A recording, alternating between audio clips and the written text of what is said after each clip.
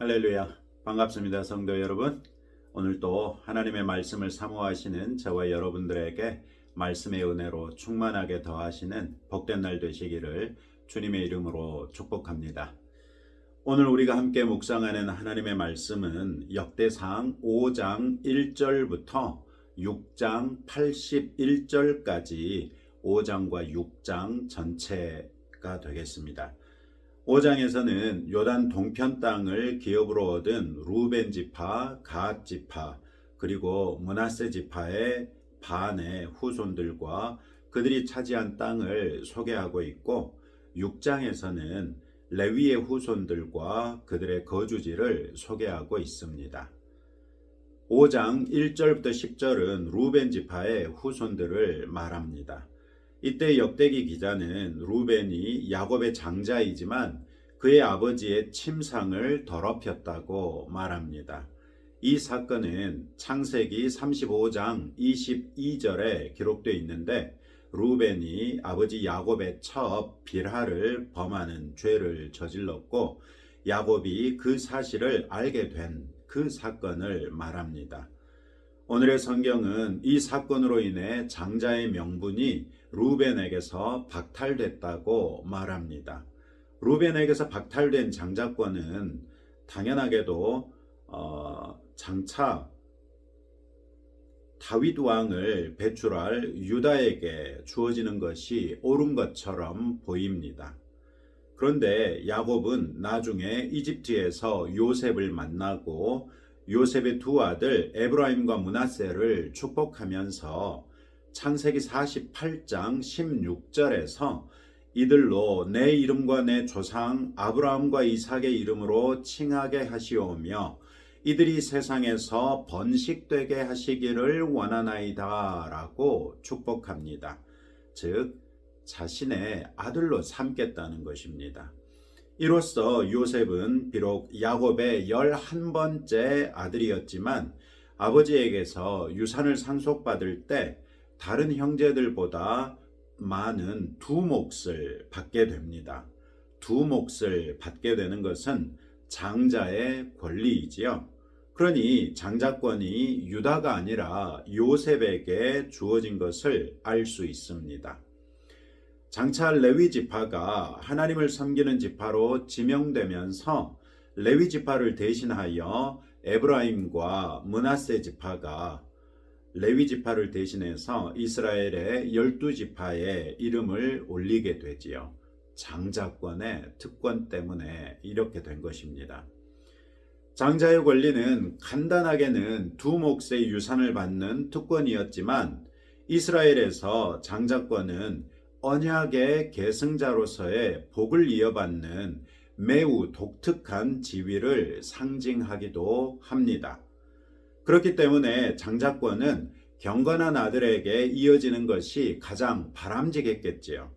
오늘의 성경에서도 루벤의 죄를 지적하면서 그의 장자권을 요셉에게 넘겨주는 것을 말하고 있고, 야곱과 에서의 경우에도 에서가 장자권을 팥죽 한 그릇에 동생 야곱에게 넘기지요. 야곱은 기민한 계략으로서 장자의 복을 가로채고 장자권을 기어이 받아내고야 말았습니다. 장자권을 귀하게 여긴 야곱은 이스라엘의 12지파의 조상이 되는 영광을 누리게 된 것을 상기해 볼 수 있겠습니다. 하나님께 무슨 복이라도 받기를 원한다면 우리는 결국 죄를 이기고 경건하고 정결하게 살아야 한다는 것을 이 장자권 양도 사건을 통해 알 수 있습니다. 하나님의 복을 간절하게 사모하는 마음이 결국 우리에게 거룩하고 정결한 삶을 살게 하는 것도 알 수 있게 되지요. 경건하고 거룩한 삶으로써 하나님께서 주실 복을 누리는 하나님의 자녀가 되시기를 축복합니다. 6절은 루벤의 후손 중 부에라가 아수르의 왕 디글랏빌레셀에게 사로잡혀 갔다고 합니다. 이 사건은 25절과 26절에서 루벤 지파뿐만 아니라 갓 지파와 므낫세 지파 반 역시 사로잡혀 강제 이주 당한 사건을 가리킵니다. 아시리아의 왕 디글랏빌레셀 3세가 주전 734년에서 733년경 전후에 이스라엘과 다메섹을 공격해서 백성을 잡아간 기록이 있습니다. 그러니 북왕국 유다가 멸망하기 11년쯤 전에 이 사건이 일어난 것이지요. 25절은 이 세 지파가 아시리아에게 멸망당한 이유를 그들의 조상들의 하나님께 범죄하여 하나님이 그들 앞에서 멸하신 그 땅 백성의 신들을 간음하듯 섬긴지라 이렇게 말하고 있습니다.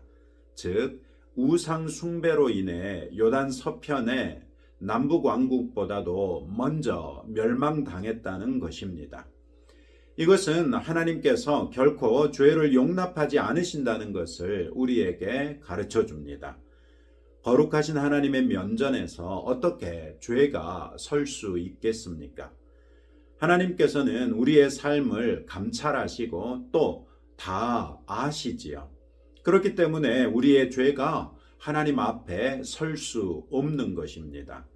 우리가 하나님 앞에 설 수 있는 유일한 길은 바로 그리스도 예수께서 십자가에서 흘리신 그 피의 은혜뿐입니다.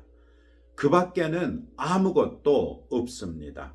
오직 예수님의 구원의 은혜를 묵상하며 그 은혜로서 하나님 앞에 서고 하나님의 복을 받아 누리는 성도가 되시기를 축복합니다.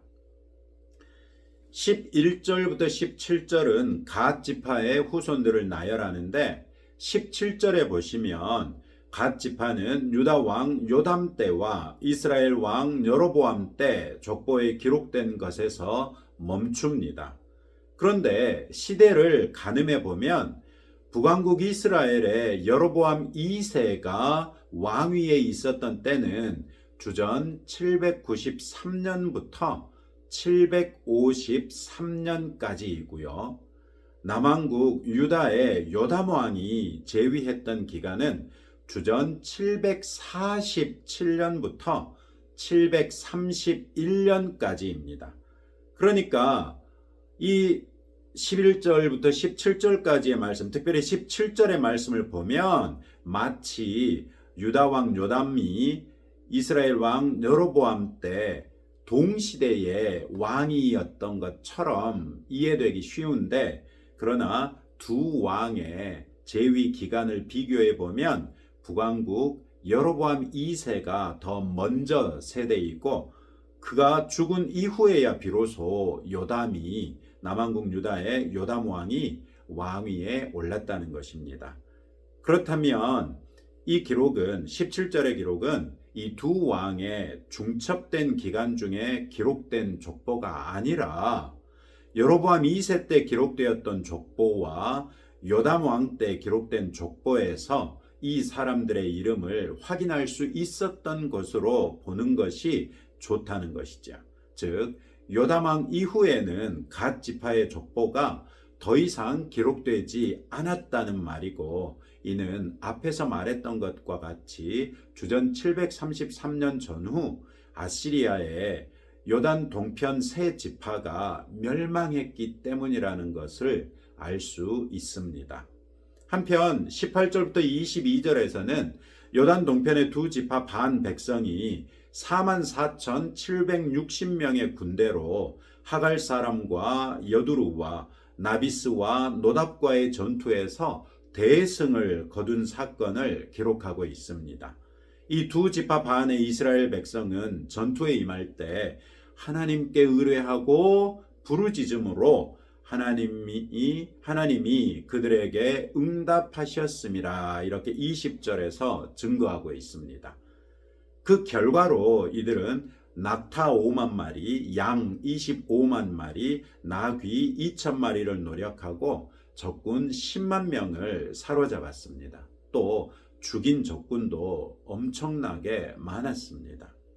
성경은 이 대승이 가능했던 이유에 대하여 22절에서 이 싸움이 하나님께로 말미암았음이라 이렇게 말하고 있습니다.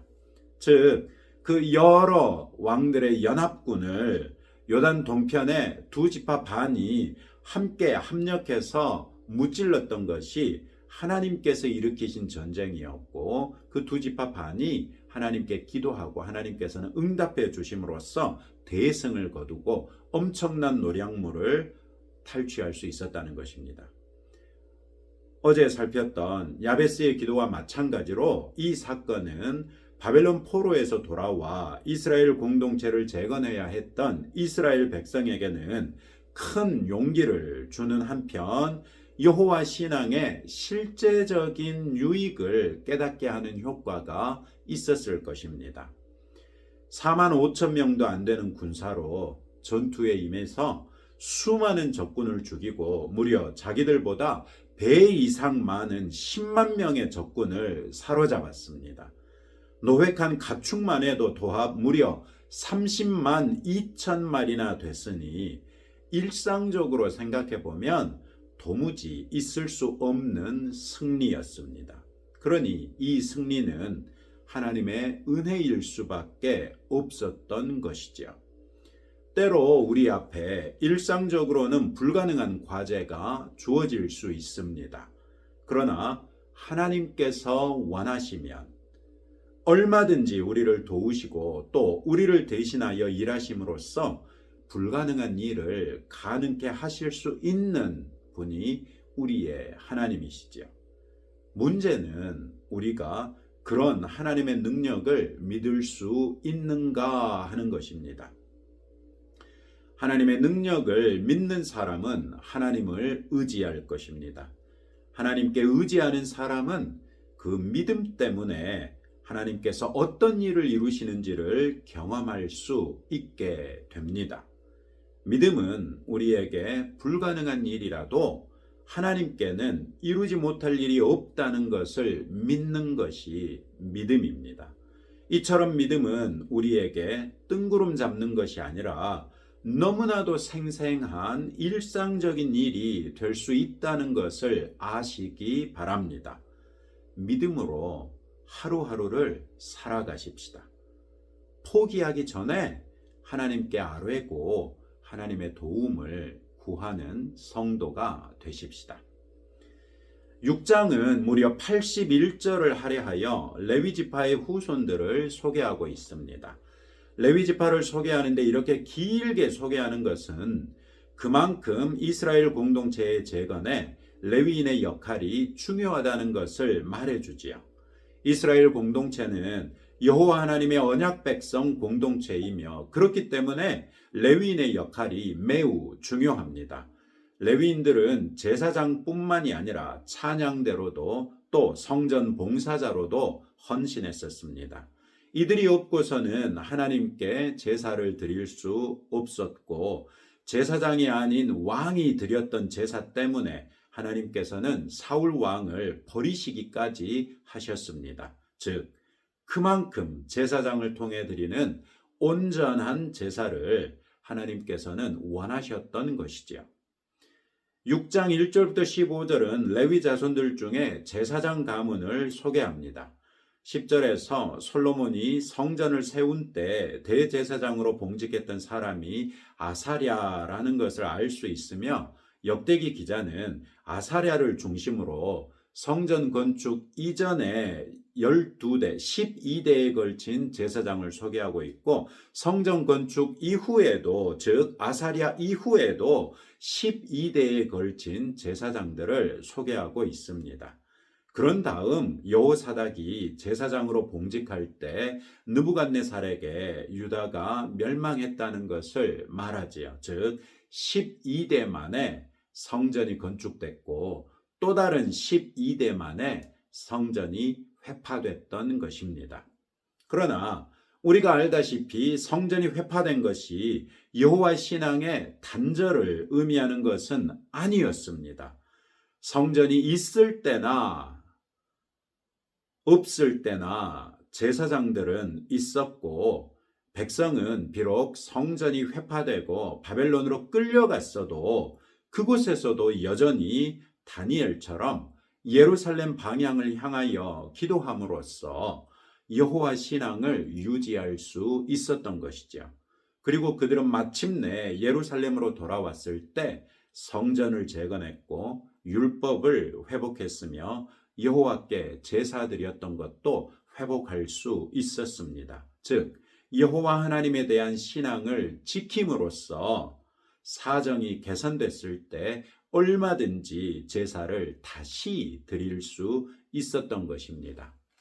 특히 우리 시대에 여호와 하나님에 대한 우리의 신앙은 그 무엇도 핑계댈 수 없다는 교훈을 얻을 수 있습니다. 우리 주변에 교회가 없거나 목사가 없거나 심지어 예배가 없다 하더라도 우리는 이미 우리 안에 내주하시는 성령님의 도움을 따라 언제든지 하나님을 경배할 수 있고 하나님께 기도할 수 있으며 하나님의 뜻과 하나님의 나라를 섬길 수 있지요. 핑계 없는 믿음으로써 우리의 믿음을 더욱 온전한 믿음으로 단련해 보시지 않겠습니까? 그리고 끝까지 여호와 하나님만을 섬기는 믿음의 사람이 되십시다. 16절로 30절은 레위의 아들들 중에 게르손의 후손들을 소개하고 있는데 특이한 점은 27절 이하에서 마지막 사사이자 선지자요 제사장이었던 사무엘의 아버지 엘가나와 사무엘의 아들들을 소개하고 있다는 점입니다. 그런데 사무엘상 1장 1절에 보시면 에브라임 산지 라마다임 소빔에 에브라임 사람 엘가나라 하는 사람이 있었으니 라고 합니다. 엘가나를 레위 지파가 아니라 에브라임 지파로 소개하고 있다는 것입니다. 엘가나는 에브라임 지파일까요? 레위 지파일까요?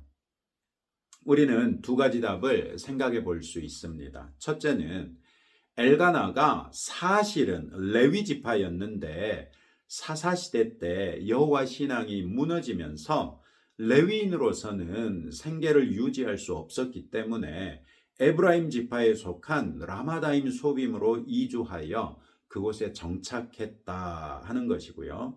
다른 하나는 엘가나가 원래는 에브라임 지파인데 그의 아들 사무엘이 사사이기도 하고 선지자이기도 할 뿐만 아니라 제사장 역할까지 했기 때문에 오직 레위 지파 중에서도 아론의 후손들만 제사장 역할을 할 수 있었던 것에 착안해서 역대기 기자가 사무엘의 집안을 레위 지파에 옮겨버렸다라고 생각해 볼 수 있겠습니다. 어떤 것이 옳은지는 정확히 알 수는 없지만 이스라엘 백성 중에서 제사장의 지위가 특수했던 것을 생각해 보면 역대기 기록에 따라 사무엘의 집안이 원래는 레위 집안이었는데 에브라임 지파의 땅에 살았던 사람이기 때문에 에브라임 지파인 것처럼 생각되기도 했었다. 이렇게 보는 것이 더 자연스러운 것 같습니다. 31절부터 48절에서는 성전에서 찬송하는 직분을 맡은 자들을 이번에는 역순으로, 그러니까 아들을 먼저 소개하고 그의 아버지를 소개하는 순서로 해만에서부터 레위에 이르기까지 22대에 걸쳐 소개하고 있습니다. 39절부터 43절에서는 찬송하는 해만의 오른쪽에서 직무를 수행하던 그의 형제 아삽의 후손을 소개하고 있고 44절부터 48절에서는 무라리 자손 중에 그의 왼쪽에서 직무를 행하던 자들의 후손이 소개되어 있습니다. 49절부터 53절에서는 아론과 그의 자손들이 제사장으로서 하던 일을 소개한 다음에 아론의 자손들, 즉 제사장 가문의 후손들을 아론으로부터 아히마아스에 이르기까지 12대에 걸쳐 소개하고 있습니다. 이는 1절부터 8절에 소개된 제사장 가문의 후손들 중 솔로몬 성전이 지어지기 이전까지의 명단과 일치합니다. 54절부터 81절에서는 레위 지파의 거주지를 소개하고 있습니다. 레위 지파는 기업을 받지 못하고 이스라엘 12지파에게서 각각 4성읍씩 총 48개 성읍을 받아서 그곳에서 살았습니다. 레위 지파는 이들 성읍을 제비뽑기라는 공평한 방식으로 나누어서 살았죠. 레위 지파가 이렇게 이스라엘의 12지파에 흩어져 살게 된 것은 어제도 살폈던 것처럼 창세기 49장 7절에서 야곱이 내린 저주가 이루어진 것이지요. 또한 레위 지파를 각 지파들 사이에 흩어서 살게 함으로써 각 지파들을 위한 여호와 신앙의 교두보 역할도 감당할 수 있도록 하기 위함이었던 것을 생각해 볼 수 있습니다. 즉 레위 지파 사람들이 12지파에 흩어져 살면서 각각의 곳에서 레위인으로 살게 하심으로써 그 주변에 있는 각각의 지파 사람들에게 여호와 하나님을 생각하게 했다는 것입니다. 이것을 우리에게 적용해 보자면 우리도 오늘날 세상에 속한 사람들 사이에 뿔뿔이 흩어져서 살고 있는데 하나님께서 우리를 이처럼 세상 사람들 가운데 둔 것은 우리들의 믿음으로 사는 삶의 모습을 통해서 우리들 주변에 있는 사람들이 여호와 하나님을 생각해 보고 예수님을 생각해 보기를 원하셨기 때문은 아니겠느냐. 즉 우리에게 선교적 사명을 맡기신 것이라는 것이죠. 이런 사명을 생각해 보면서 우리가 살고 있는 바로 그곳에서 빛과 소금의 역할을 신실하게 감당함으로 우리 주변에 있는 사람들에게 하나님을 증거하고 예수님을 증거하는 그런 성도들이 되시기를 주님의 이름으로 축복합니다. 오늘도 이런 말씀을 붙들고 다음과 같은 기도 제목으로 함께 기도하시기를 바랍니다. 십자가의 은혜 외에는 우리가 하나님 앞에 설 수 없다는 것을 고백하며 십자가의 은혜에 감사하도록 하나님을 의지하고 기도하며 기도 응답을 경험함으로써 하나님을 더욱 확신하고 섬길 수 있도록 또 공예배뿐만 아니라 혼자 있을 때에도 참 예배자로서의 모습을 잃지 않고 항상 영과 진리 가운데 행하는 참 예배자요 참 제자가 될 수 있도록 기도하시고 이제 대통령 선거가 끝났습니다. 여러분들이 지지했던 후보가 대통령이 됐을 수도 있고 낙선했을 수도 있겠지요. 어쨌거나 새로운 대통령이 세워졌으니까 이제 이 새로운 대통령을 중심으로 우리나라가 분열을 극복하고 통합된 그런 나라가 될 수 있도록 기도해 주시기를 부탁드립니다. 함께 기도하겠습니다. 하나님 아버지 감사합니다. 과연 십자가 은혜 외에는 우리가 하나님 앞에 설 수 없음을 다시 한번 고백합니다. 그 십자가의 은혜로서 저를 구원해 주신 하나님 아버지께 감사드리며 그 은혜에 늘 감사하며 살되 그리스도 예수의 증인된 삶으로서 감사가 증거되게 하옵소서. 하나님을 의지하고 기도하며 기도 응답을 경험함으로써 하나님을 더욱 확신을 가지고 섬기는 성도가 되게 하옵소서. 공예배뿐만 아니라 혼자 있을 때에도 참 예배자로서의 모습을 잃지 않고 항상 영과 진리 가운데 행하는 참 예배자요 참 제자로 살게 하옵소서. 주님, 우리가 그동안 기도해 왔던 것처럼 대통령 선거가 불미스러운 일들 없이 평안하게 잘 마무리된 것을 감사합니다. 우리의 기도에 응답해 주신 아버지께 감사드리며 우리가 늘 기도했던 것처럼 이 대통령이 이제는 하나님을 두려이 여기고 국민을 존중하며 나라를 위하여 성실하게 일할 수 있는 대통령이 될 줄로 믿습니다. 하나님께서 이 대통령에게 강권하여 역사하여 주셔서 과연 그가 말했던 것처럼 대통합을 이루는 대통령이 될 수 있도록 은혜 베풀어 주시고 우리 국민들 역시 이제까지는 어떠했을지라도 이 대통령이 어떻게 나라의 국정을 이끌어가는지 보고 과연 그를 인정할 만하거든 인정하고 분열보다는 통합으로 나아가는 우리 국민들 되게 하옵소서. 예수님 이름으로 기도합니다. 아멘. 오늘도 여러분들의 기도 제목들 가지고 하나님 앞에 기도하며 나아가시기 바랍니다.